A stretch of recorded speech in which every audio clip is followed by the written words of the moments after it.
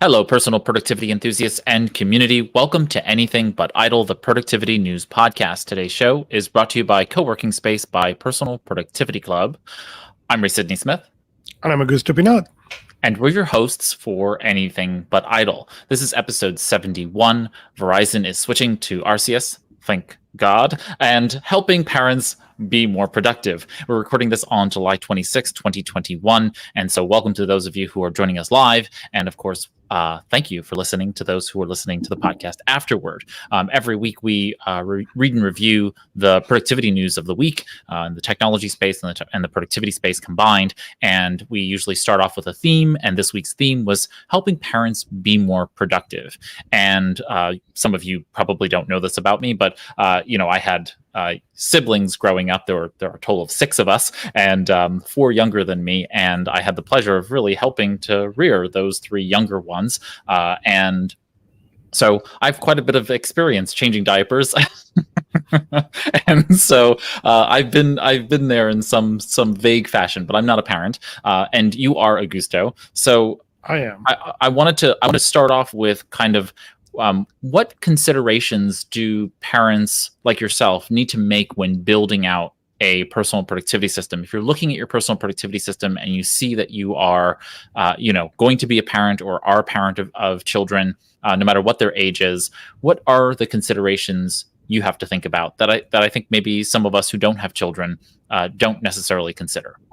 Well, the first thing is to understand what is going to be your role, or what is in reality your role. You may think, oh, well, I'm not going to be the primary caregiver, and that's what happened to be. Fine. You need to be able to adjust that. And I've been arguing about it for now a while when I talk to other parents, say, well, the role of the male and the role of the female, no, it doesn't matter. The role of one or the other is obsolete. What matters is who is going to be the primary caregiver, because that's who the kid is going to come. That's who the kid is going to come to interrupt in the meeting when the toy broke or when he decides that he needs a new color red. So you need to understand what is your role into that. And for a lot of people, pandemic bring a shock into these things. Okay, when they discover, oh, now that I'm at home, I am the primary caregiver, and that produced to adjust a lot of their systems. So that is the first thing. The second thing is to try to get with the other parent how you're going to manage all the information that is coming. And one of the things I advise to everybody is create a kid's email.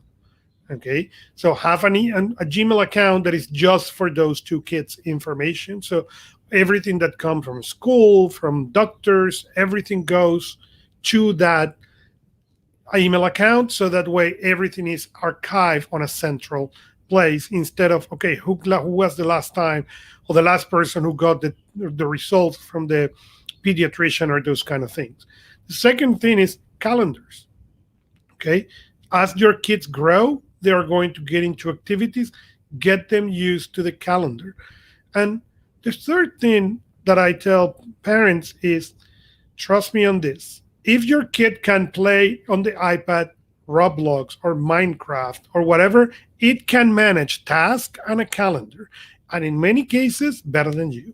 Okay? And this is really important, because I found a lot of people say, well, I haven't created this because my kid don't know how to use the calendar. Oh, if you teach your kid as you teach your customers, as you teach your boss, as you teach everybody in the organization, and you elevate them to that level, they will understand.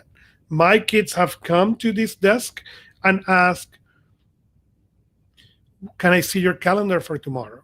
And that is their key word, to say, I want to spend time with you. Okay, but they understand that if they don't book into this calendar, it's not going to happen. And there is nothing to feel guilty about it. One of the things that a lot of parents feel is guilt about the fact that they work, or they check emails, or they go to the park and need to check the emails. No. It's a luxury to be able to grab your phone and go to the park. Teach your kids that you are doing. There is no guilt into that. My kids know that I work a lot. Okay, that's fine. Okay, but they also know that if they need my attention, they will get it. that if they want to do an activity with me, we will look into the calendar and block. And when I block that time, it gets blocked on my calendar and it gets blocked in their calendar. So when they come and ask me, when is that we were going to do this thing together? I can go and tell them, check your calendar. I will check mine, you check yours. So treat them as an adult. My daughter started looking into this kind of things pretty early. She was 6 when she started asking where the calendar is. Why? Because you need to start training them to that. Okay. My kids, I have an accountant Todoist. Why? Because all the family task responsibilities are managing Todoist. Then I don't have a fight. When they come and say, hey, I want more time to play Roblox, I can go and say, oh, did you finish your responsibilities? And they will tell you, I don't know. And I say, well, go and check Todoist. And over time, when they're really interested, they come and go and say, oh, I already marked everything done. So they, trust me, they're really clever for this. They know how to use it. And the less you overprotect them into use these tools, the better they will use these tools. And what's really interesting, at the beginning of the pandemic, how well both of my kids were able to use video conference. Why? Because that was normal for them. Okay, they have seen me do video conference forever. My son says, oh, we have this old iPad. Can I use this old iPad for the video conference so I can use the other iPad to do work and I don't need to do it in the little screen? Okay, that came from him. Given we had the technology for him to do that, I get it.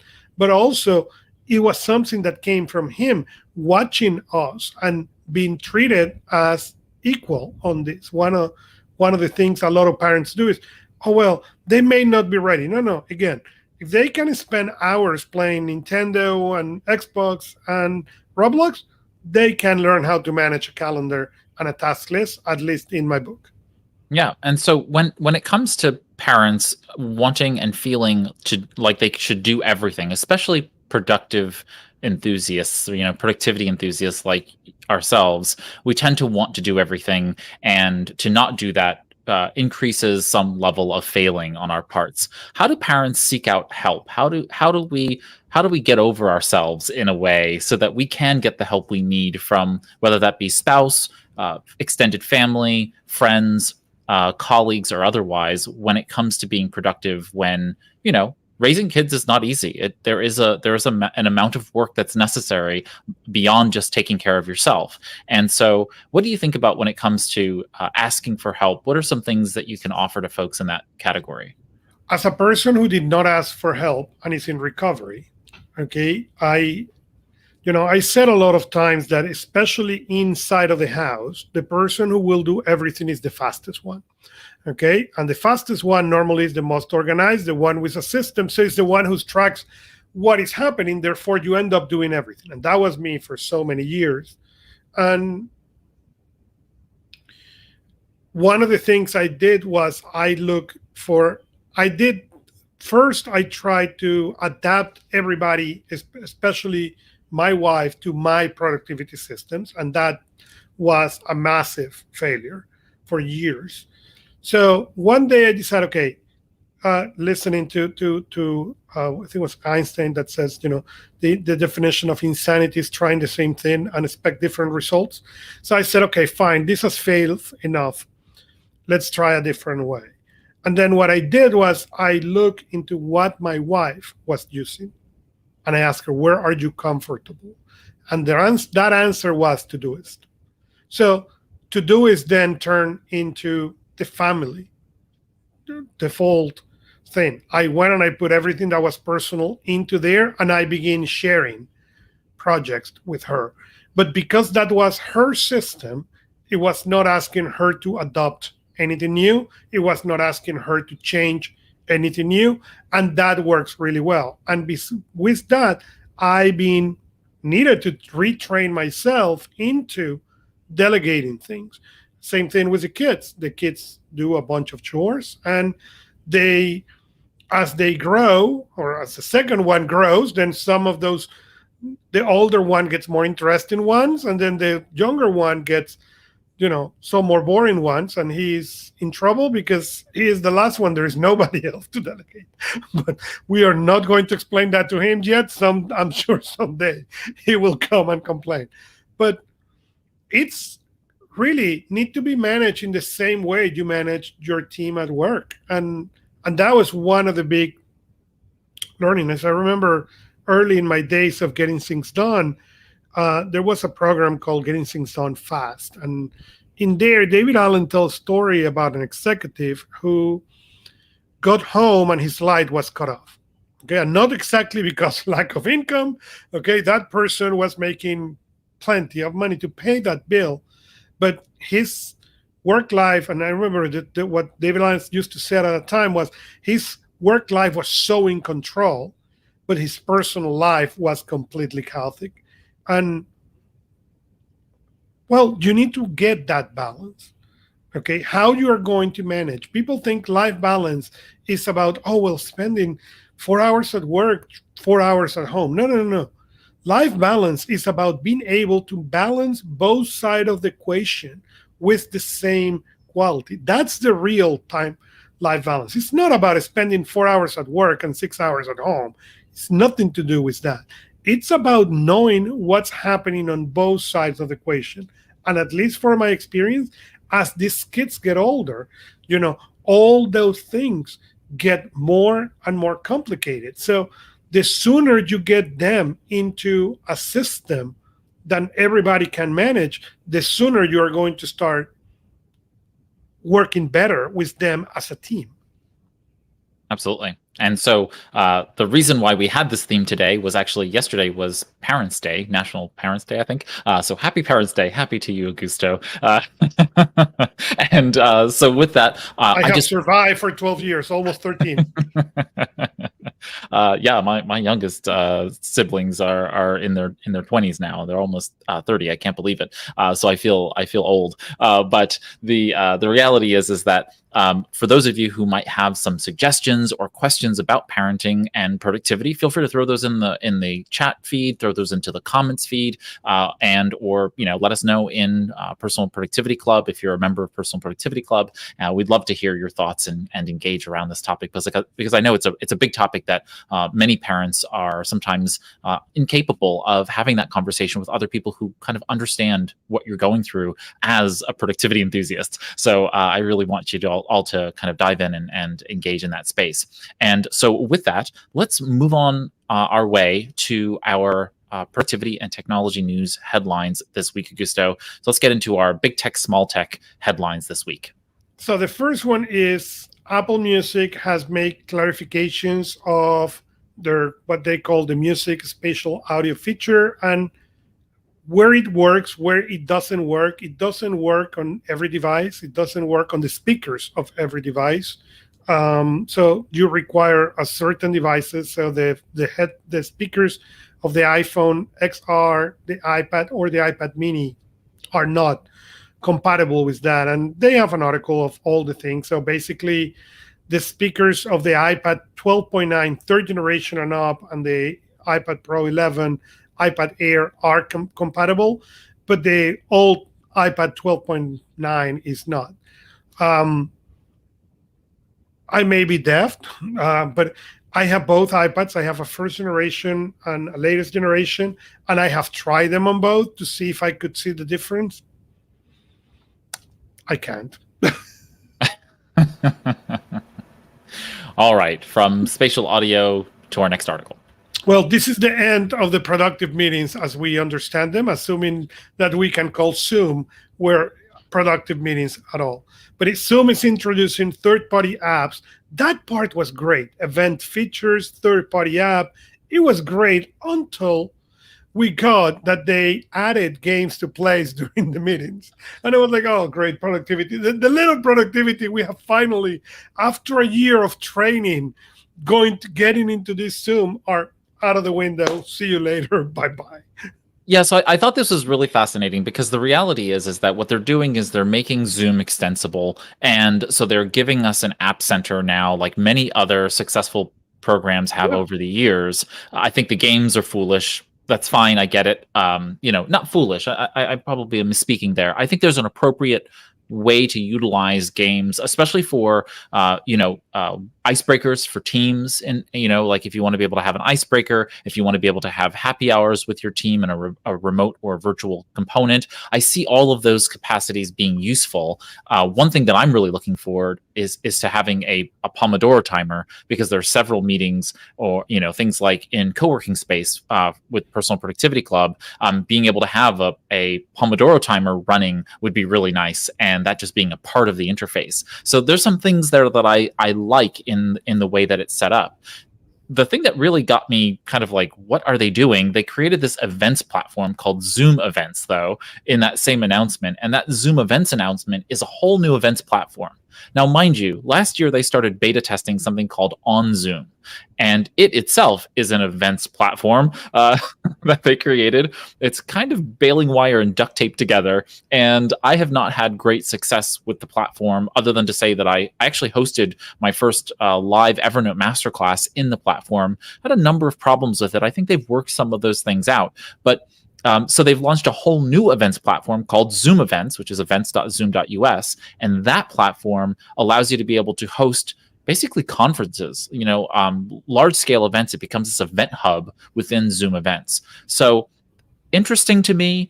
I'm guessing they want to compete with AirMeet and with tools like Excel Events and Hopin, those types of platforms that have cropped up. I'm really curious to see how that will help, especially for remote teams, and how those things will kind of foster greater collaboration in the workspace. So onward to our next story this week. Our next story is a story from Android Central talking about Google Task and how Google Task is the most underrated Google app. And it is. It is Google Task, as well as Apple reminders, are something that comes in the phone, people can access, but most people don't. They seem for the people to be too basic for the basic, and then too complex or nobody used them. I don't know anybody who, productivity hothead or not, who use either of those two apps. I happen to know quite a number of people who use Google Tasks, and it's really interesting to me, though, because reading the article, I was like, oh yeah, there are people like this who they've tried all the apps and they've realized that there's Google Tasks caked into the Google ecosystem, and they're capable of just using it. And for me, for example, I have shied away from using Google Tasks for years because it doesn't have the ability to tag tasks, and that's been a real limiter for me. And of course, I could create different lists and do that, but just my normal working modality was to have a master list and to be able to then slice and dice that list by virtue of tags. And so that has just been a limitation in Google Tasks, forever. But it does have some really great things. I mean, it's caked into Gmail, it's caked into Google Calendar, it's caked into Docs, Slides, Sheets. It's just there always in that sidebar, and you just click on a button, it's available to you. It has a mobile application. You have access to it within Gmail from within the Gmail messages. So you click on a message, that little checkbox with the circle around it, it becomes a task in Google Tasks. I mean, there's a lot of power to Google Tasks, and I appreciated the author's perspectives on the availability of Google Tasks. So the fact that, for the large swath of people who may be finding themselves over complicating their productivity systems, Google Tasks may be something you want to check out.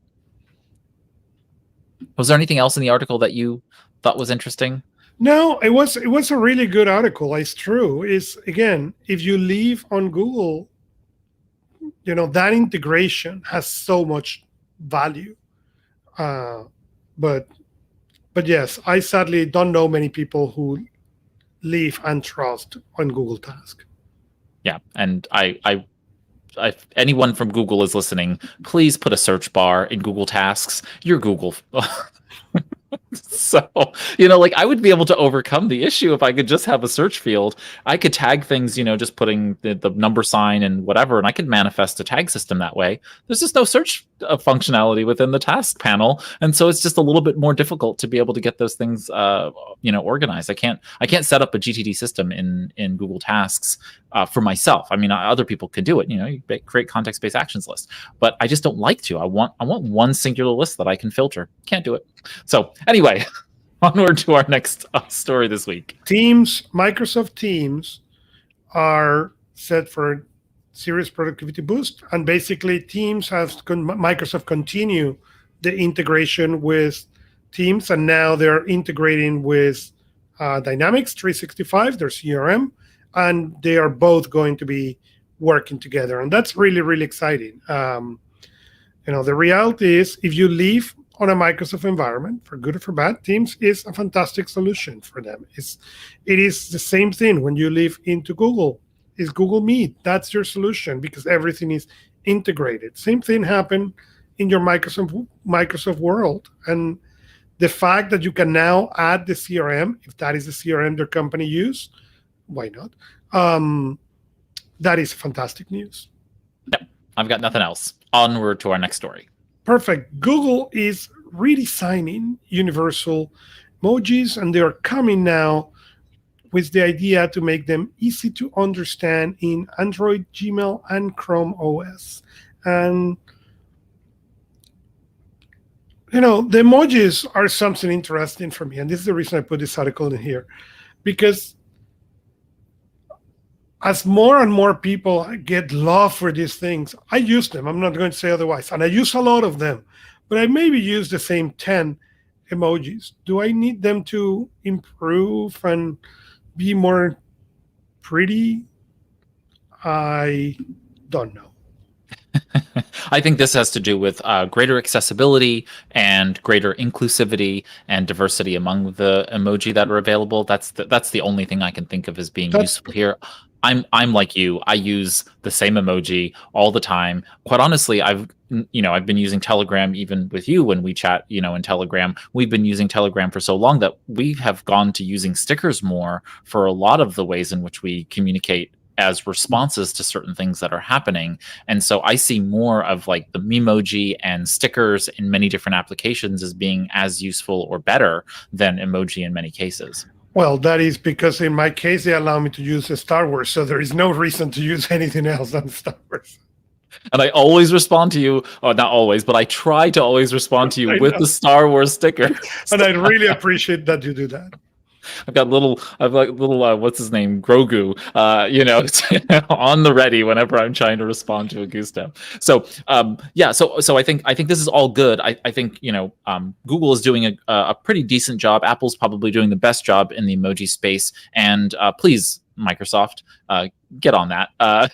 Every time for those of you who don't know, you can hold down Windows and tap either I think it's the comma or period button. I usually use the semicolon, but Windows key and then semicolon on the Windows platform will launch the emoji picker. You can it's symbols as well as diacritical characters. And so it's really, really helpful to just access your emoji keyboard from that. I think it's what is it? Control Command Spacebar on Mac, and so really just easy to pull up the emojis and insert them.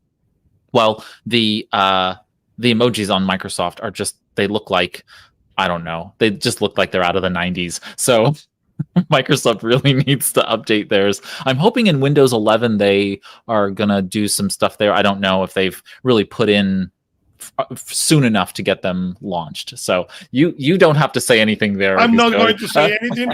I'm exercising all the little maturity that I have to not say a word. All right. With that, we have covered our big tech, small tech headlines this week, which means we're going to take an ad break. When we come back, we will do the rest of our productivity articles headlines for this week. And so now a word from our sponsor this week, Co-working Space by Personal Productivity Club. We'll see you after the break. While working in person may be normal for you, it's unlikely your coworkers are as interested in being productive as you are. Or working remotely or from home can be isolating, and there's something powerful about being with productive people, even virtually, that helps you be more engaged. If a flavor of these sounds familiar, Co-working Space by Personal Productivity Club is for you. Co-working Space is a virtual work community designed to help members be more effective and efficient in their work and personal lives. At its core, we provide goal tracking and host focused action sessions throughout the week for accountability and camaraderie. Visit anythingbutidle.com/coworking to learn more. Co-working Space lives inside Personal Productivity Club, a digital community for personal productivity enthusiasts, so you can find people who use methods and tools you do too. Again, head over to anythingbutidle.com/coworking to see how Co-working Space can help you be more productive. And now, back to our show. Welcome back, everybody, to Anything But Idle. I'm Ray Sidney-Smith, joined, as always, with Augusto Pinaud for our second half of Anything But Idle. And so let's get into the productivity articles this week. Augusto, what's our first article to discuss?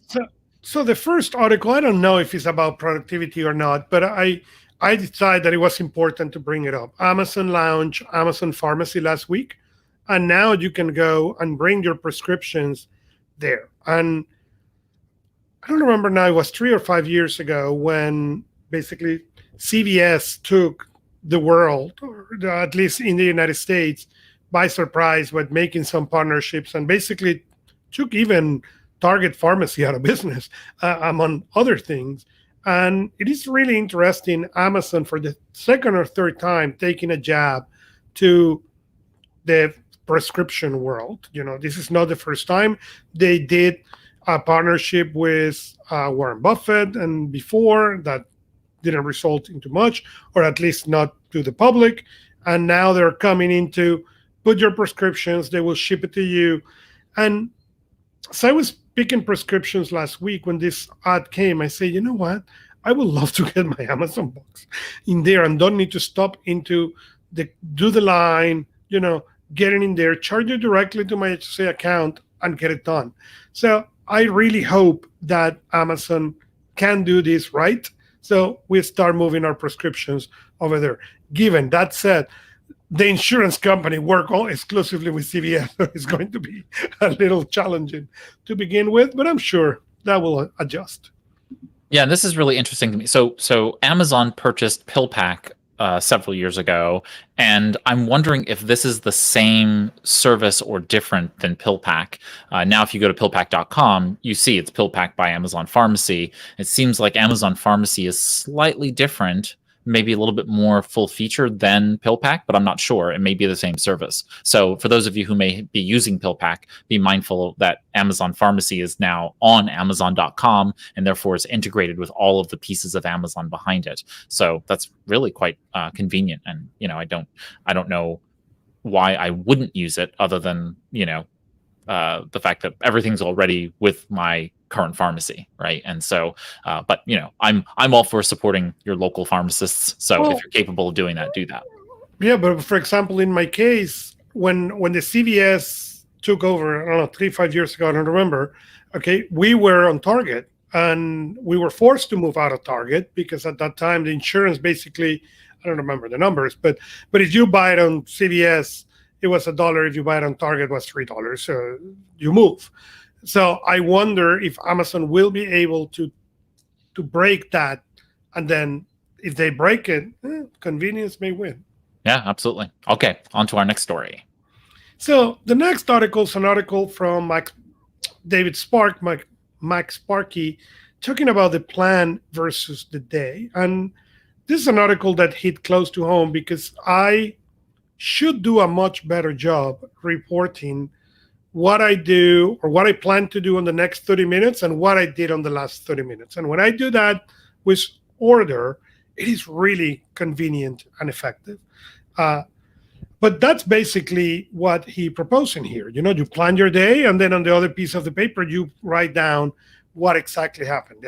The way I have it is I have an accountability partner who I text or should text every half an hour, and I should receive a text back from from this person every half an hour.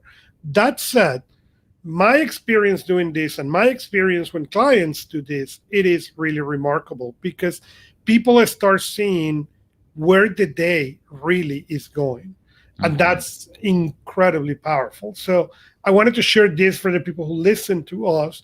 And if you have not, David even coming to offer the paper, offering multi-markdown, offer a log. So you can do it or do it in your calendar. My calendar cannot accept any more inputs at this time, but it's really interesting. He really went and covered, if not every basic, many of them. So it was a really good article. Yeah, I appreciated what David is talking about here, especially since it comes from that perspective of you can do a plan for the day, but that's not the way the day is necessarily going to go. And if you're not feeling like those are matching, you're not doing everything you plan to do every day, then it's helpful to know where those things differ so that going forward, you can just say, this is what I'm actually going to do. And then it ends up being what you do. Because if you plan to do something and then don't do it, over time, it just competes with your self-efficacy. And then you start to feel ineffective. And that's when all of those negative self-speak issues come about and negative feelings toward yourself. It's not necessary. And you can do more when you're motivated by virtue of seeing yourself have success with some system. And so making sure that you're planning the day and executing the day as you planned it is really, really helpful. Okay, on to our next story. Google wants employees to return to home despite the productivity gains. And it's an article from Bloomberg. And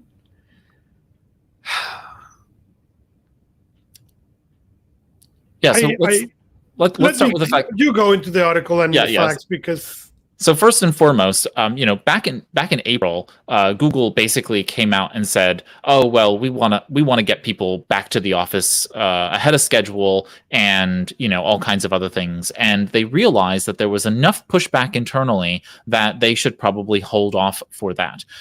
And so that was kind of step one. They started doing some internal research and decided that in September they wanted to start getting people back to the office. Now, this was based on certain findings that said that 75% of employees want more collaboration and social connectivity in the workplace, and that was kind of the reason for them wanting to push, notwithstanding the fact that they determined that their engineers were actually more productive working remotely, or just as productive as working from home or otherwise. So they know that they're in kind of a tenuous space. And I think lots of companies are in that space where we recognize that actually people could be as productive at home as they can be at the office, if not even more productive in sometimes in one or the other, right? Like I could go to the office and I could be more productive than I could be at home, depending upon my home and life situation and my own mindset and mental models around working at the office versus home, and vice versa.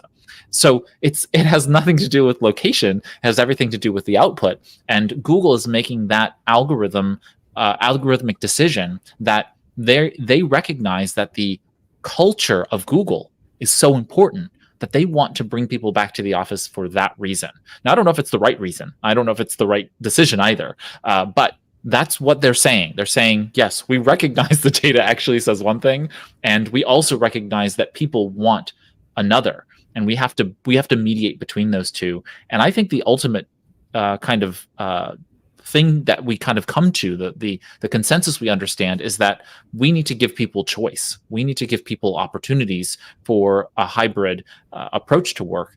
And this distributed work model really should be a la Matt Mullenweg from Automatic. We really need to start thinking about the distributed model of work. And that way, no matter where people work, they can be productive. And if we empower people to do that, I think it'll be really much more useful here than us kind of volleying back and forth across the court, thinking that one is better than the other, versus really, as always, a hybrid approach is going to be better. The middle road is going to be the better path for us all. Correct. So our next article is from About Manchester in the UK, and it's what type of personal assistant do you use or should you use? And this is really interesting because it's relevant. I'm having this conversation with a couple of people, and the article goes into the different times. Hey, they an assistant to do, your admin duties, or to do your content creation, or to do your social media, to do research, to do email management, or even to do just simple errands. And I particularly have one for social media help. I have one for those errands. If I can delegate those errands, I happily delegate those errands, and I don't need to do them. There are things, for example, as content creation, there are things like research that I enjoy.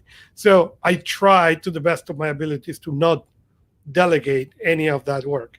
Email management, I need to start considering that.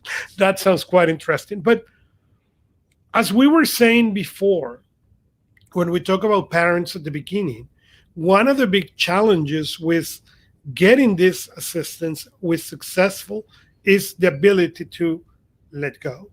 And as I was saying at the beginning, if you think you are the only one who can take the dishwasher out, then your kids will never be able to do it. They will be really happy, okay? But you will be stuck to taking the dishwasher forever. Same thing happened in this case. If you think you are the only person who can send a tweet, because nobody will send a tweet better than you, then that assistant has no chance. The second thing, and again, it's applied the same as the kids. I remember the moment I understood that having a virtual assistant is like having another kid. That how liberating this was, and in a good way. I didn't mean this in a bad way to either part, not the kids, not the assistant, on the sense that the more detailed my instructions were to both cases, the better the result was. When I tell my kids, or when I used to tell my kids, it's your time to clean, the waste of the dog outside.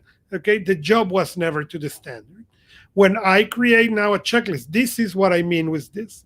Okay, you need to grab the bag, you need to do this, you need to pick this, you need to put it in here, and now the bag needs to go into the trash, and after that, you need to wash your hands twice.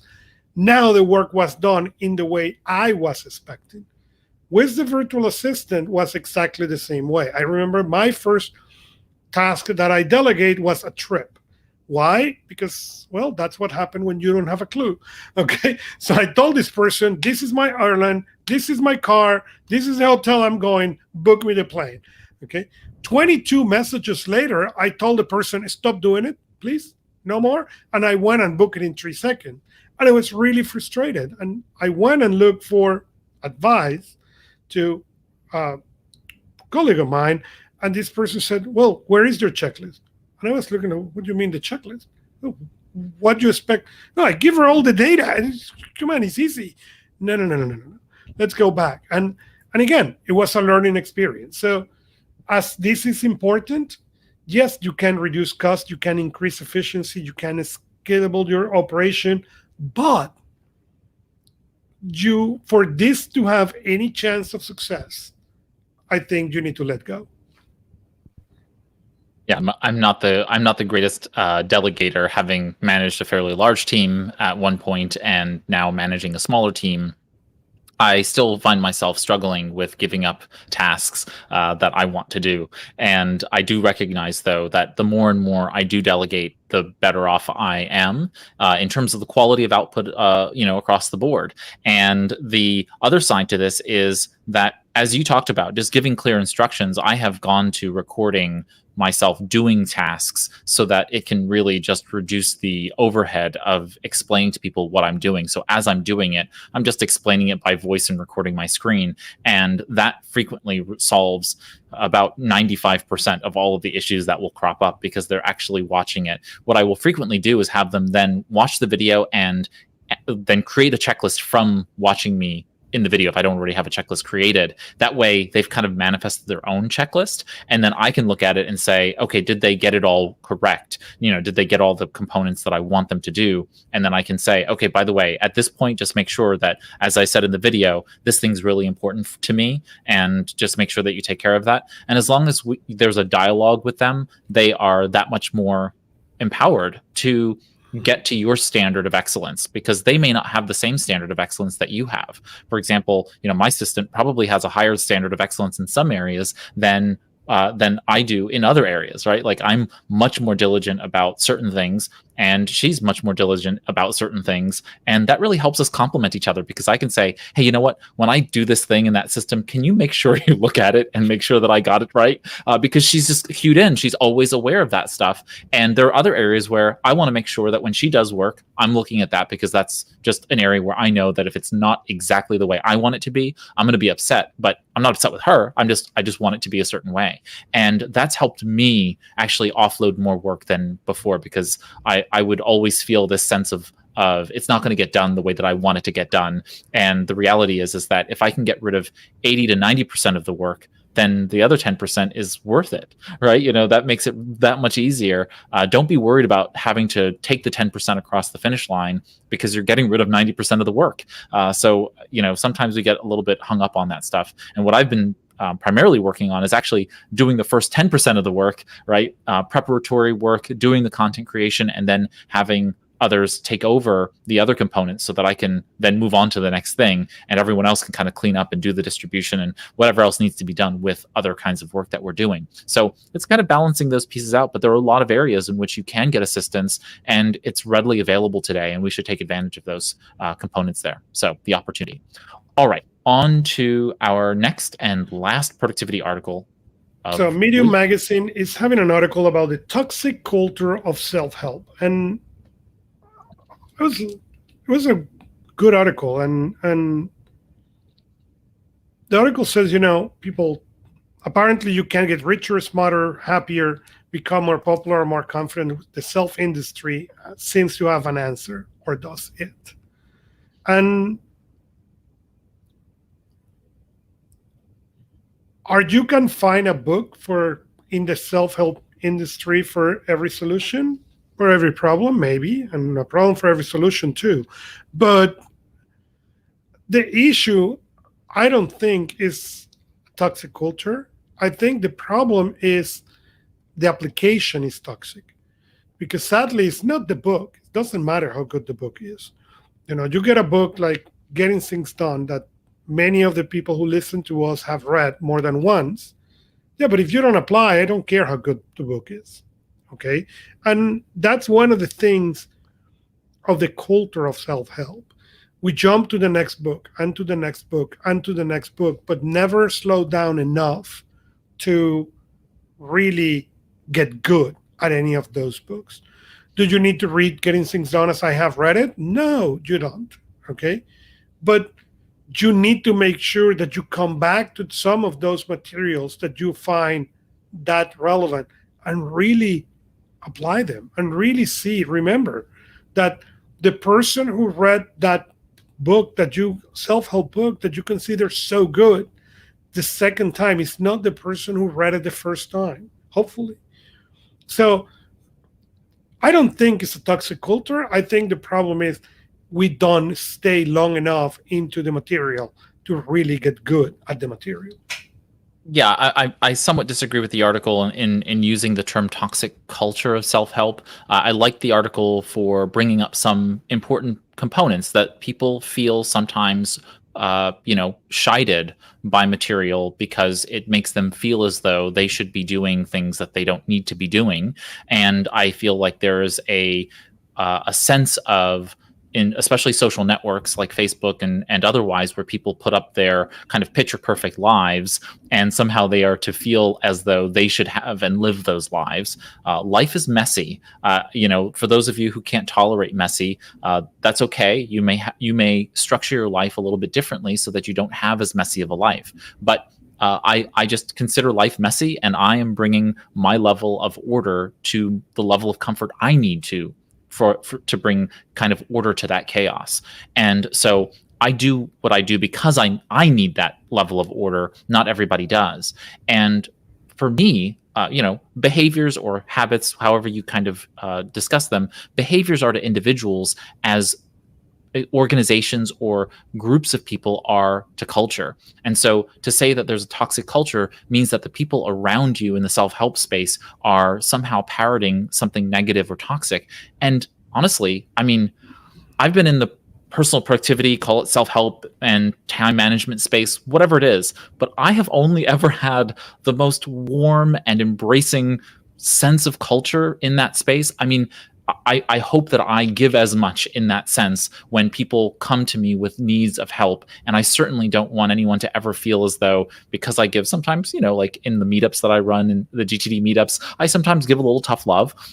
But it's all done in the sense that they want to do something and I'm trying to help them be better.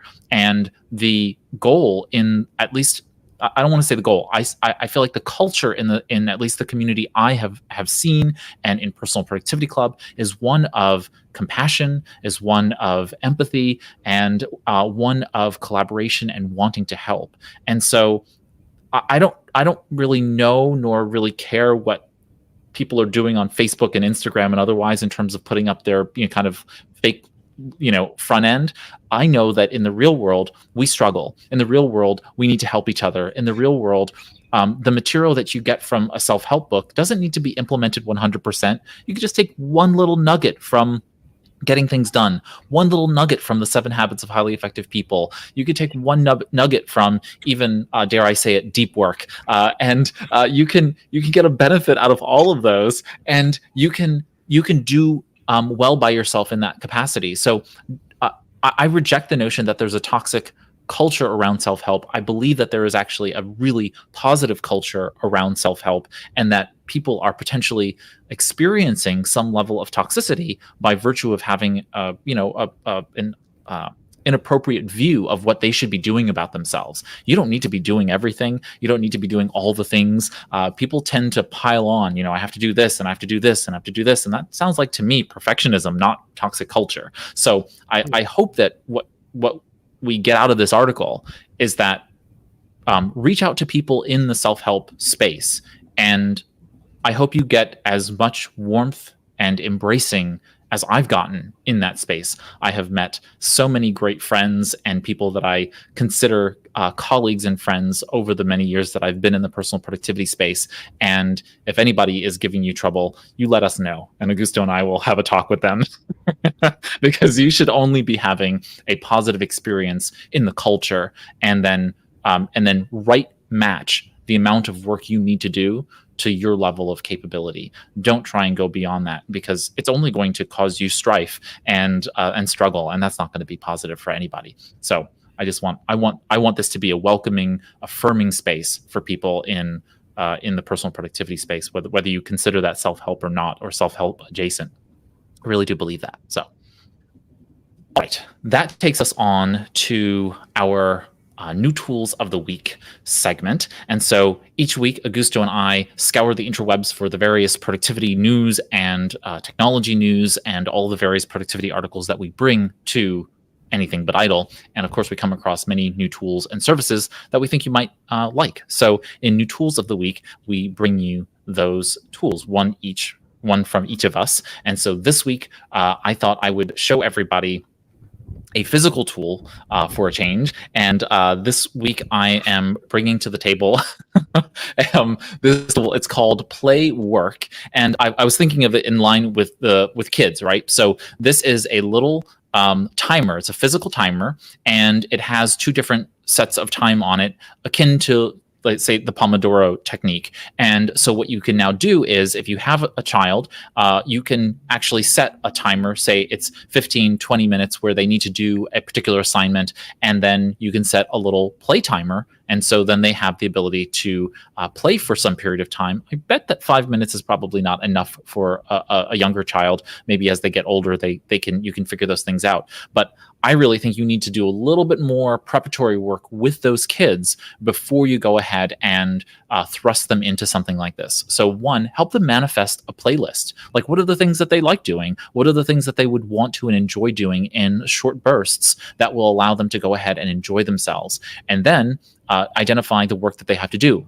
Homework assignments, maybe you have some additional work. There are chores like going and cleaning up after the dog, or taking out the garbage, doing laundry. These are all really important things for kids to know to grow up to be healthy, adjusted members, in their own lives. And so they do need to learn how to do this kind of work, and giving them play and work combined together really can be so motivational. So I think this is a really, really fun tool to be able to kind of play with your kids and get used to. And so, yeah, so that's my tool this week. Hopefully some folks get some benefit out of it, and maybe you get it for yourself, maybe you get it for your kids. But it's kind of fun too, because it has those little levers. So you like kind of tap play and tap work, and it has a little beeper that goes off on either side. And there's 2 different tones, I believe it is, for either play or work. So you get a different tone for each.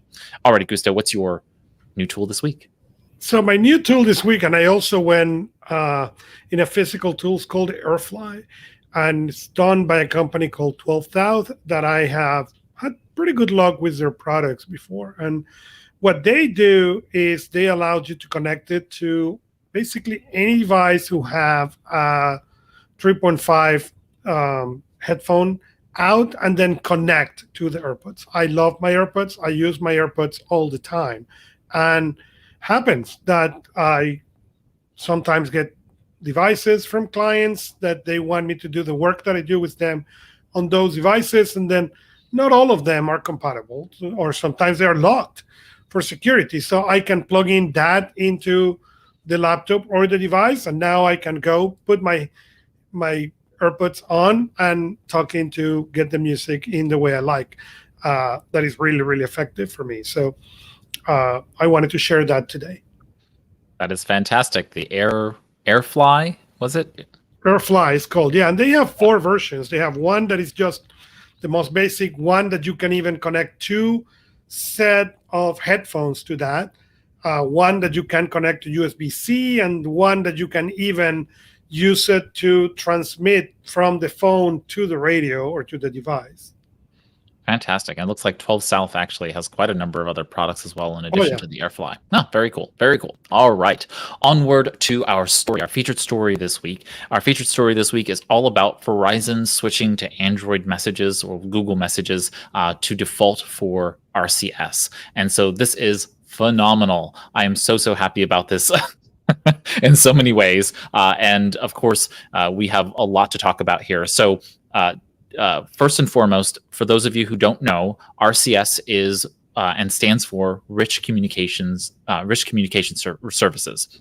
So just like SMS, the short messaging service, and MMS, which is the multimedia messaging service, those are the 2 messaging services we currently think about when we use a telco or a telecom carrier. When you send a message by phone from your messages app to someone else, that is usually sent through SMS or MMS. If it's just text, then it's going to go by SMS. If it's going to be photo or video, it's going to be sent over the MMS protocol.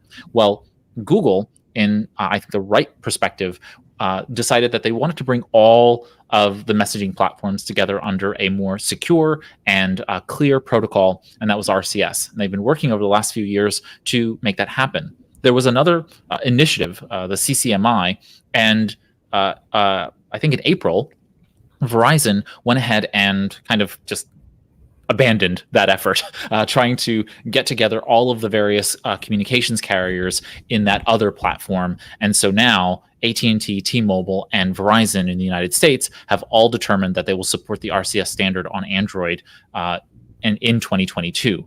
This means that you get end-to-end encrypted messaging, you get chat-based features like being able to emoji a message, being able to type and see that the person is typing, and some other lightweight features like that in the system. So I'm really, really excited to see us have secure communications. I mean, that's the biggest part for me, is that these are communications between individuals, so that we don't have to worry about the messages being sniffed at by governments or otherwise. And so that's the part that really speaks to me, especially folks overseas. And of course, as we said before, this is being supported by US telecom carriers, the 3 majors. So we need, obviously, international telcos to now support the standard as well. But this is a big move in the right direction, except for the one big missing party in all of this.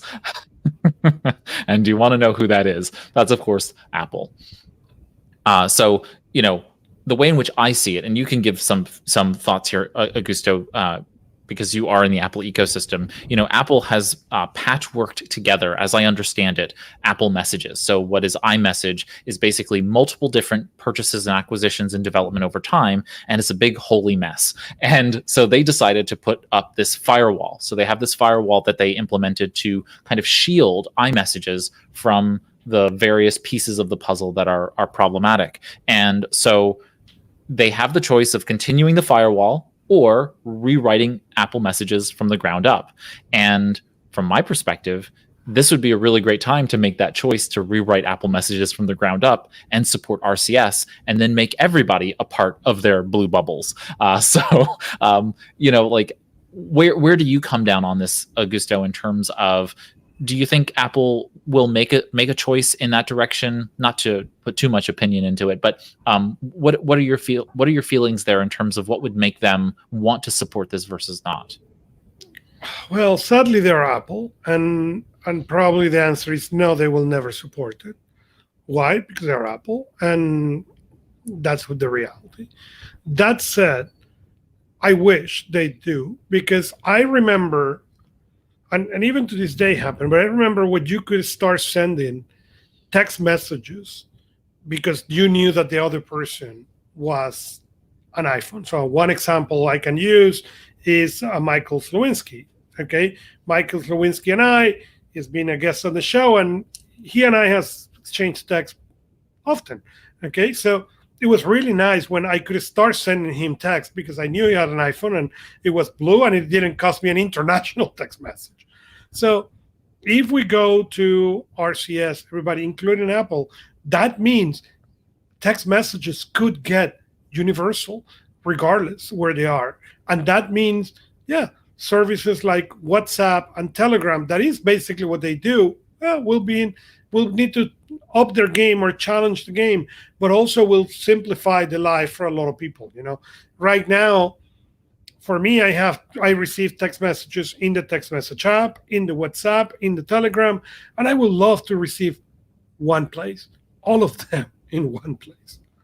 Yeah, I don't see that happening anytime soon. There's no question about that. There is no hope in this, but I actually don't see the need for Telegram to feel any level of risk here, or even WhatsApp for that matter, which is owned by Facebook. But the goal here with RCS, really for me, is that SMS is inherently insecure, and the reality is that every day, basically billions of people on the planet are exchanging these short messages with each other, thinking that they're sending it over a more secure platform than they would otherwise, and they're not. They're getting their security codes text message to them from their banks. They're getting their, all of these kinds of things are happening. And if we supported RCS, then we get a more secure environment, and that would require all of them to support that platform to be pretty easy. I mean, implement with Twilio. Twilio will support the RCS standard very quickly, and then most of those background services then become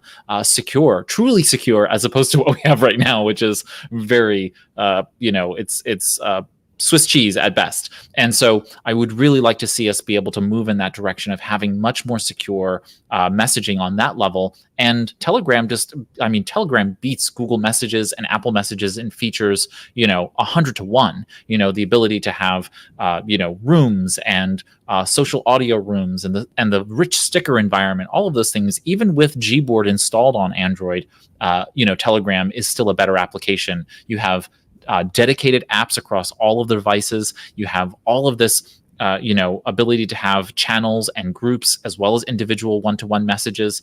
I really like the way in which Telegram and many others, Signal and otherwise, have created this app ecosystem that helps us message. So I'm really hopeful that what we see in RCS is just bringing a new protocol that provides end-to-end encryption for users, and it creates a more secure environment for us to be able to communicate. And I hope this becomes a global reach, a global protocol that we can all, just like, the Signal protocol, which has come to WhatsApp, right? So, basically Facebook is now utilizing the end-to-end encrypted protocol from Signal, and that has become somewhat of a standard protocol. It's kind of the standard bearer for, if you want to do EDE, really well, then that's what you do. I hope that RCS really becomes that on the planet. All right. Any other thoughts around this? No, and I really hope that Apple turn around, but who knows? All right. We've got a few announcements, Augusto, before we close out. What are our announcements this week? So the first announcement we have is Samsung Next Galaxy Unpack is happening online on August 11th. Yes, you're hearing right. They have called every event this year Galaxy Unpack. Why? I don't know. But on August the 12th, we will have a special event, and we are going to have here with us our Gilwigs. So book your calendar for that. The next announcement we have is Coda raised $100 million. That was one of the race Series D for $100 million. That was one of the apps I brought on a past episode as a new tool of the week. They tried to be the whole one place documents. Really interesting app. And finally, Google fixed the issue that was breaking Chrome OS devices, and now you can update and be good. Other than that, we have more news that are going to be on our show notes, and that's all. Fantastic. All right. We've covered the productivity and technology news and articles for the week. Thank you, Augusto, for joining me this and every week. Thank you very much. All right, everybody. Let us know so first and foremost, if you're on anythingbutidle.com, you will find our show notes. If you're not on anythingbutidle.com, you can find our show notes by going to anythingbutidle.com/071. Each of our episodes are numbered, those three-digit numbers. And so if you type anythingbutidle.com/ and that three-digit number, you'll be taken to our episode page for that week. And you'll be able to find our show notes, which include links to all of the stories. They include our new tools of the week. When we have our contributor segments, those are there for you as well. They're available for you as well. Any extra stories we didn't cover, those are in the extra stories section. And we also include a text transcript. It's machine generated, and so it is there. You just click on that read more link. It'll expand the transcript for you to read right there, or you can click the PDF download button right below it, and that will download it as a PDF for you to read offline. Maybe you want to throw that into GoodNotes or into Evernote or something like that and read along while you're listening or watching the show. So that's all there on anythingbutidle.com. If we missed a story after you reviewed all of the show notes, then come to us and go to anythingbutidle.com, click on the contact page and let us know. You can also comment on the episode page if there's an article that you want to share with us. And if there's a story you want us to cover in a future week, you can tweet at us at anythingbutidle.com, and we have our DMs available for us to do that. And you can also just submit it through the contact page. So you can go ahead and submit at the contact page any articles that you think are pertinent for us to discuss. And so if you have a question or comment, that's also the place to reach us at anythingbutidle.com. And if this is your first time watching the live stream, welcome, hello, nice to meet you. And so go ahead and click the subscribe button so you get notified when we go live weekly in the future. And feel free to also click the thumbs up icon, which helps to let the Google and the YouTube universe know to bring new personal productivity watchers and listeners to the fold. And so thank you for doing that. If you are listening to the podcast show and you are not already subscribed or following the podcast, feel free to go ahead and do that. We have instructions on anythingbutidle.com for being able to subscribe or follow the podcast, so you can find that there if you aren't already doing that. And you can also leave a rating and review in Apple Podcasts or Stitcher or otherwise, and that really does help us reach more personal productivity enthusiasts like you. And so thank you for doing that. With that, we will see you next time here on Anything But Idle. Here's to your productive life.